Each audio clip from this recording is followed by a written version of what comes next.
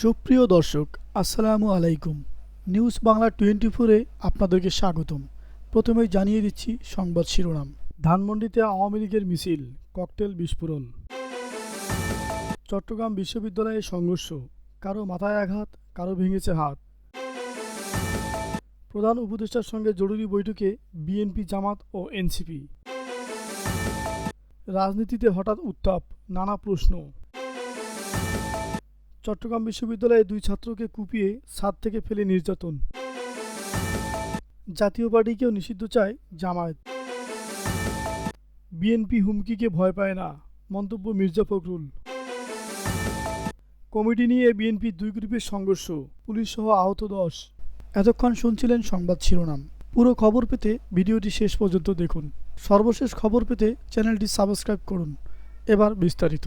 রাজধানীর ধানমন্ডি 27 ও 32 নম্বরে কার্যক্রম নিষিদ্ধ আওয়ামী লীগের নেতাকর্মীরা মিছিল করেছেন। এ সময় ককটেল বিস্ফোরণের ঘটনাও ঘটেছে বলে জানা গেছে। রোববার 31 আগস্ট বিকাল 3:30টার দিকে ধানমন্ডি 27 ও 32 নম্বর এলাকায় এই মিছিল করেন তারা। তবে দ্রুতই মিছিল শেষ হয়। প্রত্যক্ষদর্শী সূত্রে এ তথ্য জানা গেছে। এ বিষয়ে ধানমন্ডি থানার ভারপ্রাপ্ত কর্মকর্তা ওসি কৈশন্নু মারমা গণমাধ্যমকে বলেন, আজ বিকেল 3:30টার দিকে ধানমন্ডি 27 ও 32 নম্বর এলাকায় আওয়ামী লীগের নেতাকর্মীরা একটি মিছিল করে বলে জানতে পেরেছি। আমাদের কাছে সংবাদে আসে 3:45টার দিকে। তবে তারা তো বরাবরই অল্প সময় মিছিল করে, সেজন্য ঘটনাস্থলে গিয়ে তাদের কাউকে পাওয়া যায়নি। ককটেল বিস্ফোরণের বিষয়ে কৈশন্নু মারমা বলেন, আমরা শুনেছি, কিন্তু ককটেল বিস্ফোরণের বিষয়টি নিশ্চিত নই। এ বিষয়ে আমরা বিস্তারিত তদন্ত করে দেখছি। কারো মাথায় ব্যান্ডেজ, কারো হাতে। স্ট্রেচারে আনা হচ্ছিল চট্টগ্রাম বিশ্ববিদ্যালয়ে আহত শিক্ষার্থীদের। চট্টগ্রাম মেডিকেল কলেজ হাসপাতালের ক্যাজুয়ালিটি ওয়ার্ডের সামনে শিক্ষার্থীদের ভিড়। আহত সহপাঠীদের নিয়ে 20 কিলোমিটার দূরের ক্যাম্পাস থেকে এসেছেন তারা। এখন পর্যন্ত 80 জনের বেশি শিক্ষার্থীকে চট্টগ্রাম মেডিকেলে আনা হয়েছে বলে জানান তারা। চট্টগ্রাম হাসপাতালে আসা শিক্ষার্থীরা জানান, আজ রোববার বেলা 11টার দিকে বিশ্ববিদ্যালয়ের 2 নম্বর গেটে জোবরা গ্রামের স্থানীয় বাসিন্দাদের সঙ্গে শিক্ষার্থীদের দ্বিতীয় দফা সংঘর্ষ হয়।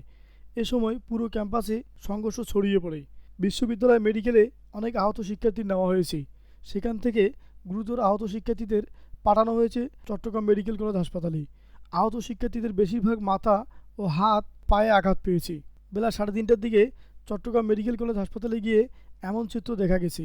তখনও ক্যাম্পাস থেকে বিভিন্ন যানবাহনে আহত শিক্ষার্থীদের আনা হচ্ছিল। বেশিরভাগ আহত শিক্ষার্থীকে ভর্তি করা হয়েছে ক্যাজুয়ালিটি বিভাগে। কর্তব্যরত চিকিৎসকদের পরীক্ষা নিরীক্ষার পর সেখান থেকে তাদের বিভিন্ন ওয়ার্ডে পাঠানো হচ্ছে। সংঘর্ষ সম্পর্কে জানতে চাইলে চট্টগ্রাম মেডিকেল কলেজে আসা শিক্ষার্থীরা বলেন, বেলা 11:30টার দিকে চট্টগ্রাম বিশ্ববিদ্যালয় ক্যাম্পাসের 2 নম্বর গেট সংলগ্ন জোবরা গ্রামের শিক্ষার্থী ও স্থানীয় বাসিন্দারা মুখোমুখি অবস্থান নেন। এ সময় দুই পক্ষের মধ্যে পাল্টাপাল্টি ধাওয়া ও ইটপাটকেল নিক্ষেপ শুরু হয়। ইটের আঘাতে বিশ্ববিদ্যালয়ের সহ উপাচার্য অধ্যাপক মোহাম্মদ কামাল উদ্দিন ও অন্তত 150 জন শিক্ষার্থী আহত হয়েছেন। অনেক শিক্ষার্থী এখনও বিশ্ববিদ্যালয় ক্যাম্পাসের নানা এলাকায় আটকে আছেন, তারা বের হতে পারছেন না। সন্ধ্যায় অন্তর্বর্তী সরকারের প্রধান উপদেষ্টা ডক্টর মোহাম্মদ ইউনূসের সঙ্গে বৈঠকে বসবে বাংলাদেশ জাতীয়তাবাদী দল বিএনপি। দেশের আইনশৃঙ্খলা সংক্রান্ত সার্বিক পরিস্থিতি নিয়ে এ জরুরি বৈঠক অনুষ্ঠিত হবে। জানা গেছে, রোববার সন্ধ্যা 4:30টায় রাষ্ট্রীয় অতিথি ভবন যমুনায় এ বৈঠক অনুষ্ঠিত হবে। এতে নেতৃত্ব দেবেন বিএনপির মহাসচিব মির্জা ফখরুল ইসলাম আলমগীর। বৈঠকে বিএনপির 8 সদস্যের প্রতিনিধি দল অংশ নেবে। এদিকে দুপুরে প্রধান উপদেষ্টার সঙ্গে বৈঠকে বসেছে বাংলাদেশ জামাতে ইসলামীর একটি প্রতিনিধি দল। রোববার 31 আগস্ট বিকেল 4:15 জামাতের একটি প্রতিনিধি দল প্রধান উপদেষ্টার কার্যালয়ে প্রবেশ করছে। এতে নেতৃত্ব দিচ্ছেন জামাতের নায়েবে আমির সৈয়দ আবদুল্লাহ মোহাম্মদ তাহের। প্রতিনিধি দলের অন্য সদস্যরা হলেন সেক্রেটারি জেনারেল মোহাম্মদ মিয়া গোলাম পরোয়ার, সহকারী সেক্রেটারি জেনারেল মাওলানা রফিকুল ইসলাম খান ও ডক্টর হামিদুর রহমান আজাদ।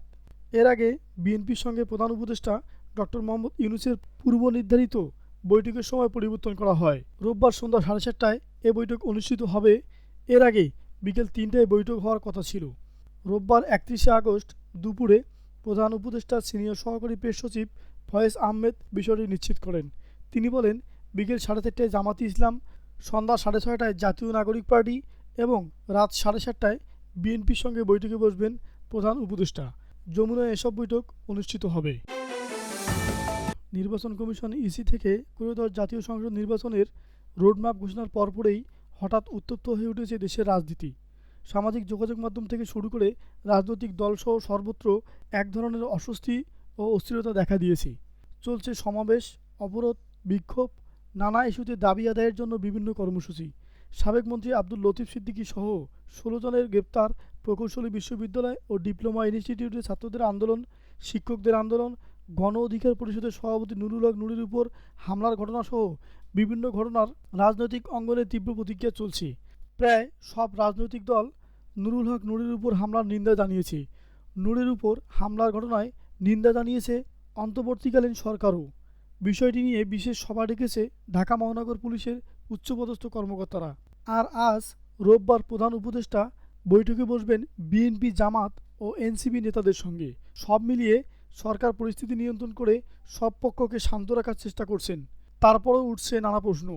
ঘোষিত রোডম্যাপ অনুযায়ী জাতীয় সংসদ নির্বাচন হবে কি না, সংস্কার প্রশ্নে ঐক্যমত পৌঁছানো সম্ভব হবে কি না, নির্বাচন পিআর পদ্ধতিতে না প্রচলিত সংবিধান অনুযায়ী, অস্থির পরিবেশ তৈরি করে বিশেষ কোনো মহল ফায়দা হাসিলের চেষ্টা করছে কিনা ইত্যাদি অনেক প্রশ্ন ঘুরপাক খাচ্ছে সবার মধ্যে।